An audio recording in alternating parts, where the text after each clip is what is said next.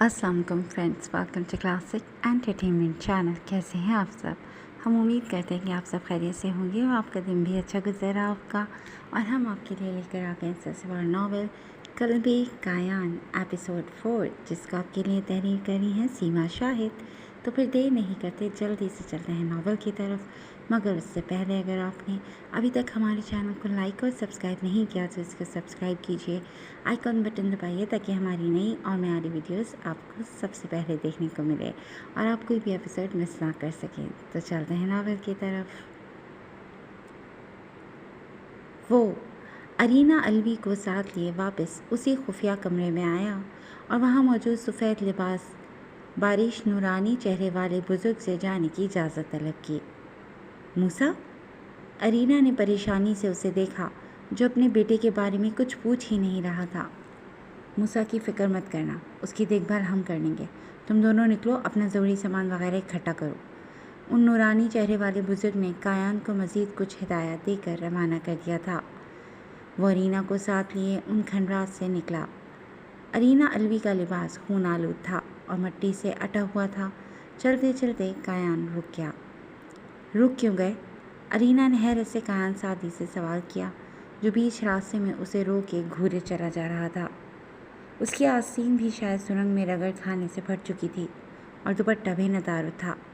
Kayan की आंखों में नागवारी उतर आई थी। गो उसका हुलिया भी कुछ खास ना था। उसकी पूरी शर्ट मूसा के खून से तरबतर थी। फिर भी वो इस काबिल ज़रूर थी कि अरीना अलवी का पर्दा रख सकती थी।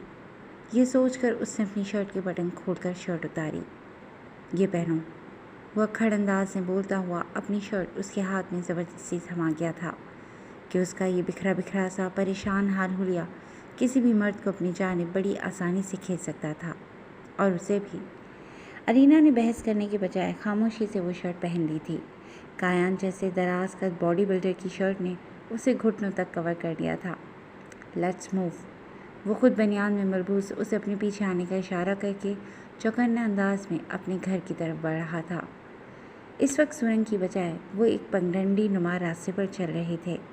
सूरज की तेज़ रोशनी आँखों को चुंधे आ रही थी। कुछ देर बाद वो वापस कायान सादी के घर के दरवाजे पर मौजूद थे। तुम यहीं रुको। उसने अरीना को एक दरख्त की आड़ में खड़ा किया और ख़ुद आगे बढ़ गया। अपनी पैंट में उड़सी गन निकाल कर एहतियात से झूलते हुए दरवाजे को पैर की ठोकर से खोलता हुआ वो अंदर दाखिल हुआ और इस एक कमरे के कॉटेज नुमा घर को अच्छी तरह से चेक करके बाहर निकला। योर ऑनर, आप अंदर तशरीफ़ ला सकती हैं। उसकी आवाज़ सुनकर वो दरख्त के पीछे से निकली और चलती हुई कॉटेज के अंदर दाखिल हुई। उसके अंदर दाखिल होते ही कायान ने दरवाज़ा बंद कर दिया था। पूरा घर पूरी तरह से बिखरा पड़ा था। सीलिंग फ़ैन छत से नीचे झूलता हुआ लटक रहा था। टीवी की स्क्रीन टूटी पड़ी थी और फर्श पर जा बजा खून बिखरा पड़ा था। जगह जगह खाली गोलियां बिखरी हुई थीं। ये सब इतना खौफनाक मंजर पेश कर रहा था कि वो अंदर से सहम गई थी। ऐसे मंजर क्राइम सीन उसने अदालत में डील किए थे, मगर खुद इन्हें अपनी आंखों से देखने का तजुर्बा इतना खौफनाक होगा, इसका उसे अंदाज़ा नहीं था। वो लोग किधर गए? उसने चारों तरफ देखते हुए उन अफराद के बारे में पूछा जिन्हें कायान सादी की गन से निकली गोलियों ने मुकाबले में मार दिया था, या फिर अल्लाह जाने बुरी तरह ज़ख्मी किया था। उनके मज़ीद साथी आकर उठाकर ले गए होंगे। वो संजीदगी से बोलता हुआ बेड के नज़दीक मौजूद लकड़ी की अलमारी के पास आया और उसका पट खोलकर हैंगर में टंगे बमुश्किल 4-5 लिबास, जो पैंट शर्ट और हुडी पर मुश्तमिल थे, उनमें से एक निकाल कर मुड़ा। ये पकड़ो और उधर वॉशरूम में जाकर फ्रेश होकर आओ। उसने हाथ से वॉशरूम की तरफ इशारा किया। हमारे पास वक्त कम है। और वो उलझी। No arguments your honour. वो उसकी बात काट गया था। वो भी अपने इस गंदे हुलिये, इस खून और गर्द आलूद लिबास से छुटकारा हासिल करना ही मुनासिब समझकर वॉशरूम का रुख कर गई थी।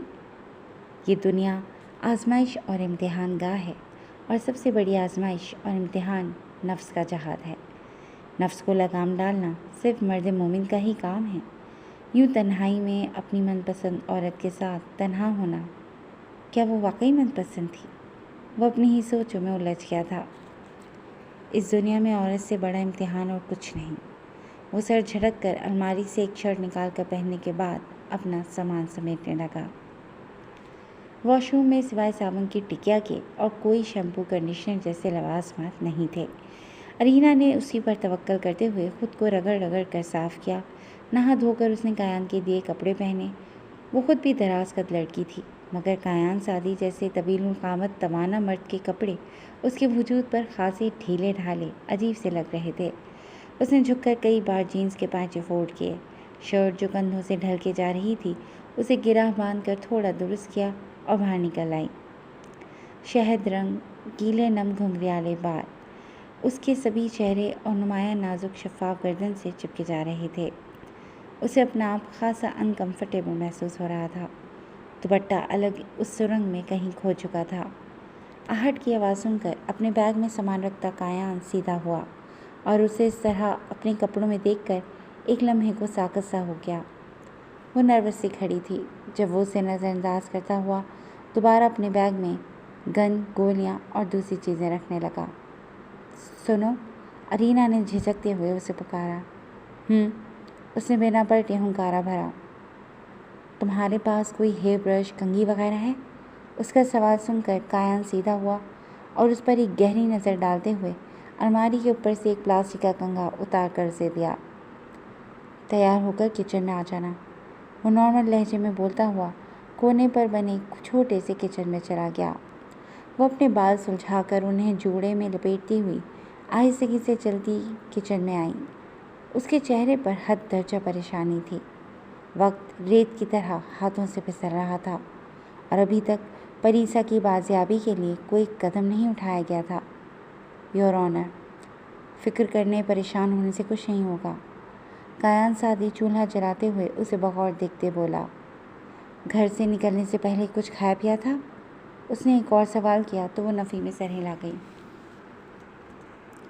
دیکھو، اگر تم بیمار شمار پڑ گئیں یا کمزوری سے بے ہوش ہو کر گر گرا گئیں تو مجھ سے مدد کی یا تیمارداری کی کوئی امید مت رکھنا۔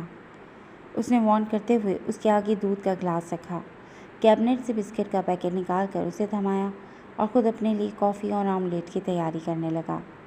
انڈے کے چھلکے، پیاز، دھنیا سب پھیلا ہوا تھا۔ جس بھوٹ بن سے وہ کام کر رہا تھا، نہ چاہتے ہوئے بھی ارینا کرسی سے اٹھ کر اس کے نزدیک آئی۔ تم رہنے دو، میں بنا لیتی ہوں۔ اندھا کیا چاہے دو آنکھیں، وہ بھی فوراً چولہے کے سامنے سے ہٹ گیا۔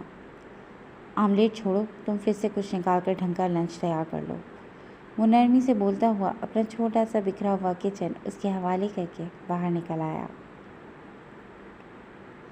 وقت بھی اللہ نے کیا شے بنائی ہے، ایک ایک لمحہ انسان کو جینا پڑتا ہے۔ وہ کتنی ہی پلاننگ کر کے منصوبے بنا لے، لیکن اسے اپنے اگلے پل کی خبر نہیں ہوتی۔ 4 گھنٹے پہلے جب وہ اس گھر میں داخل ہوئی تھی تب اور اب میں کتنا فرق تھا۔ سب کچھ الٹ پلٹ ہو گیا تھا، پر شکر ہے فرش صاف تھا۔ یعنی جب وہ شاور لینے گئی تھی کایان نے فرش پر جا بجا پڑا خون صاف کر دیا تھا۔ اس نے جھرجھری لیتے ہوئے فریج کھولا، پھر کیبنٹ چیک کیے۔ وہ تو پکانے کا کہہ گیا تھا، لیکن یہاں تو سوائے انڈے، دودھ، ڈبل روٹی اور کچھ مختلف اقسام کے کین فوڈز کے علاوہ کچھ بھی نہیں تھا۔ سوچ سمجھ کر اس نے فش کا کین اور ڈبل روٹی، مایونیز، کیچپ باہر نکالا اور توا گرم کر کے سینڈوچز کی تیاری کرنے لگی۔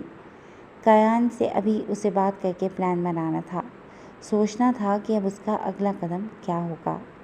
سینڈوچز بنا کر اس نے پلیٹ میں رکھے اور باہر نکل آئی، جہاں سامنے ہی وہ لکڑی کے دروازے کو ہتھوڑی سے درست کر رہا تھا۔ لنچ کر لو، ارینا نے نرمی سے اسے مخاطب کیا۔ وہ پلٹا اور اس کے ہاتھ میں پکڑی پلیٹ میں سے ایک سینڈوچ اٹھا کر دیوار سے ٹیک لگا کر کھڑا ہو گیا۔ ایک خاموشی سی چھا گئی تھی جب ماحول کے سناٹے کو اس کی گھمبیر آواز نے توڑا۔ ایسا لگتا ہے کہ جب تم واپس جاؤ گی تو تمہارے پاس ایک زبردست سی کہانی ہوگی دنیا کو سنانے کے لیے، ایک ایسے آدمی کی کہانی جو مرا ہوا تھا۔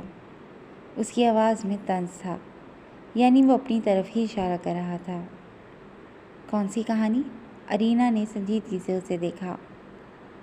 بس میری بیٹی مل جائے، پھر میں یہ سب ایک ڈراؤنا خواب سمجھ کر بھلا دینا چاہتی ہوں، وہ مضبوط لہجے میں بولی، جس پر اپنی ایک ابرو چکا کر کایان سادی نے سینڈوچ کا بائٹ لیتے ہوئے اسے دیکھا۔ کچھ چیزیں، کچھ باتیں، کچھ لمحات ایسے ہوتے ہیں جنہیں آپ کبھی بھی نہیں بھلا سکتے۔ مجھ سے بہتر یہ بھلا کون جانتا ہوگا۔ وہ رکا۔ تم اپنی یادداشت میں جمے ان حالات و واقعات کو کھرچنے کی کوشش کر سکتی ہو، بھلانے کی کوشش کر سکتی ہو، مگر ارینا الوی سانس روک کے اس کی بات سن رہی تھی۔ مگر کیا؟ ارینا کے لبوں سے سرگوشی ابھری۔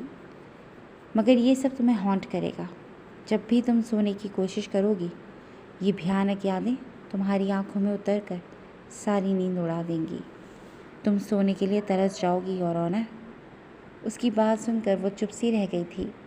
دو افراد کے آمنے سامنے ہوتے ہوئے بھی کمرے میں موت کا سا سناٹا چھا گیا تھا۔ ارینا نے سر جھٹکتے ہوئے سناٹے کو توڑا۔ تم نے دنیا کے سامنے خود کو کیوں مردہ بنا دیا؟ ارینا الوی نے اپنے دماغ میں مچلتا ہوا سوال کیا۔ اس وقت وہ مجھے اچھا آئیڈیا لگا تھا، وہ سادگی سے کہہ کر پلٹ گیا۔ ارینا نے پھر سے اسے پکارا کہ وہ اس سے باتوں باتوں میں ایک بار پھر پریسا کے لیے بات کرنا چاہتی تھی۔ اس نے گردن موڑ کر اسے دیکھا، جیسے پوچھ رہا ہو کہ کیا مصیبت ہے۔ تم بہت کم بولتے ہو، کیا تمہیں بات کرنا پسند نہیں ہے؟ ارینا کی بات سن کر اس کی آنکھوں میں ایک لمحے کو حیرت سی ابھری تھی۔ وہ 2 قدم چل کر اس کے عین سامنے آ کر رکا اور جھک کر اس کی سبز آنکھوں میں جھانکا۔ تم اور میں، ہمارے درمیان ایسا کچھ نہیں ہے کہ ہم باتیں کریں، وہ سرد لہجے میں بولا۔ باشو دادا، وہ جلدی سے بولی۔ ہم باشو دادا پر بات کر سکتے ہیں۔ کایان نے نفی میں سر ہلاتے ہوئے اس کے ہاتھ میں تھامی پلیٹ میں سے ایک اور سینڈوچ اٹھایا۔ تم تھکتی نہیں ایک ہی بات بار بار کرتے ہوئے؟ ارینا نے اس کے چٹان سے چہرے کی طرف دیکھا جس پر کوئی تاثرات نہیں تھے۔ وہ آدمی پتھر تھا شاید۔ دیکھو کایان، پلیز، تم میری واحد امید ہو، تم واحد انسان ہو جو میری مدد کر سکتا ہے۔ اس نے التجا کی۔ مدد یا ایک مجرم جسے تم استعمال کرنا چاہتی ہو؟ اس نے سنجیدگی سے پوچھا۔ چیف کاظم پاشا نے ٹھیک کہا تھا، تم انتہائی روڈ اور رکھڑ انسان ہو، وہ تنگ آ کر بولی۔ چیف ابھی تک اس ملک کے سسٹم پر یقین کرتا ہے، مگر میں نہیں کرتا، وہ طنزی انداز میں مسکرایا۔ کیوں؟ تم تو خود اس ملک کے اس قانون کے رکھوالے رہے ہو، تو پھر ایسا کیوں؟ ارینا الوی نے خود کو تلخ ہونے سے روکا۔ تو تم کس پر یقین کرتے ہو؟ اس نے ایک اور سوال کیا۔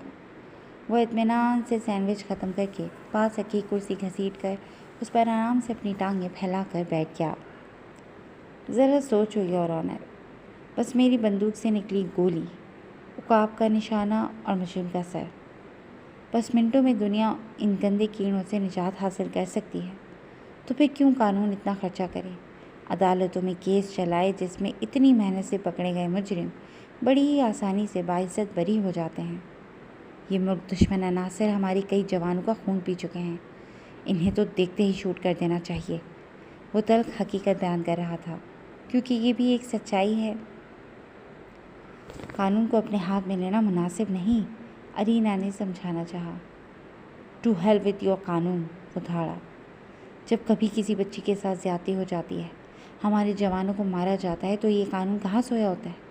غریب عوام صرف کچھ دن سڑکوں پر نکل کر انصاف انصاف کے نعرے لگا کر احتجاج کرتے ہیں، اور تمہارا قانون؟ وہ استہزائی انداز میں ہنسا۔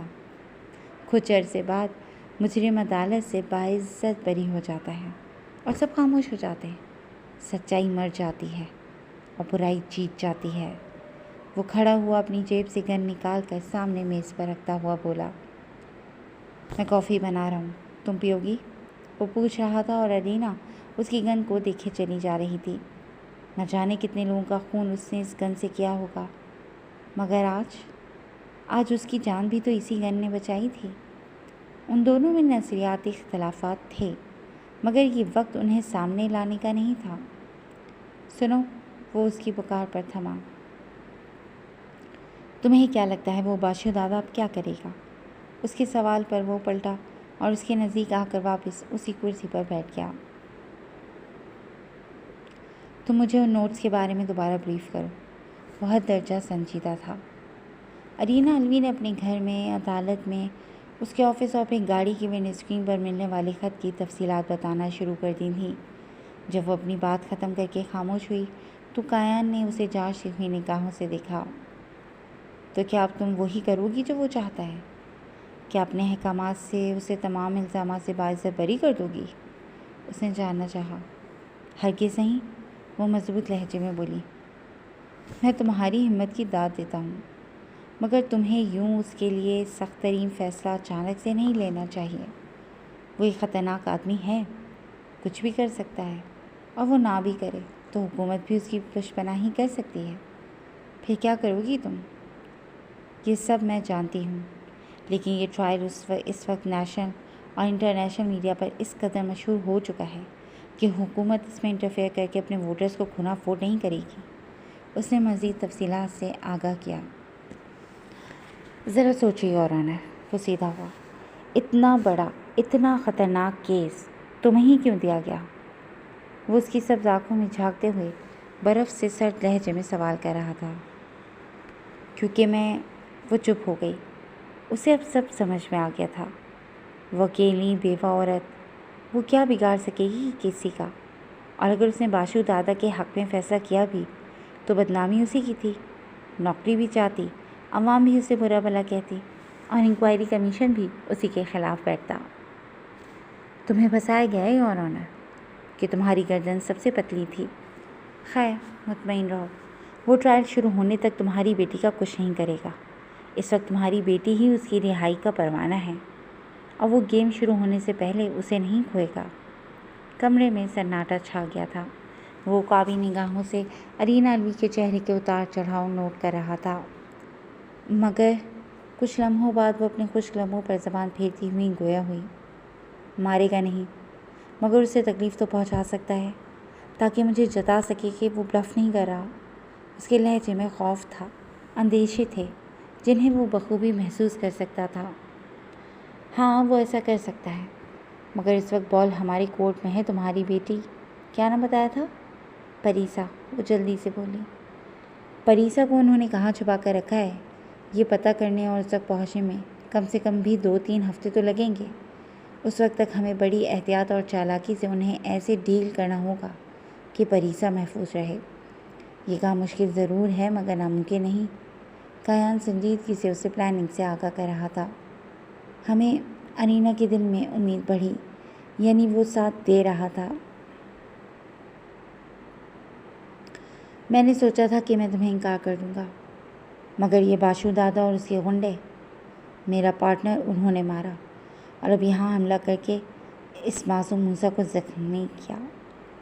میں خود کو اس دنیا کے لیے مار چکا تھا، سوچا تھا سب بھول جاؤں گا، لیکن یہ ممکن نہیں ہوا۔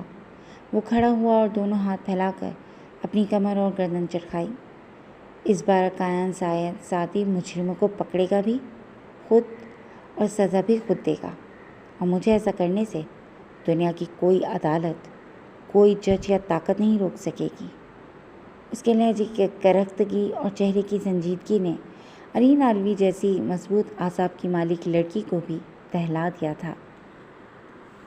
جی دوستوں، آج کے لیے بس اتنا ہی۔ کیسی لگی آپ کو آج کی یہ ایپیسوڈ؟ یقیناً پسند آئی ہوگی۔ جڑے رہیے گا کلاسک انٹرٹینمنٹ چینل کے ساتھ، جہاں بہت جلد ہم ایک نئی ایپیسوڈ لے کر حاضر ہوں گے۔ ٹل دین ٹیک کیئر اینڈ اللہ حافظ۔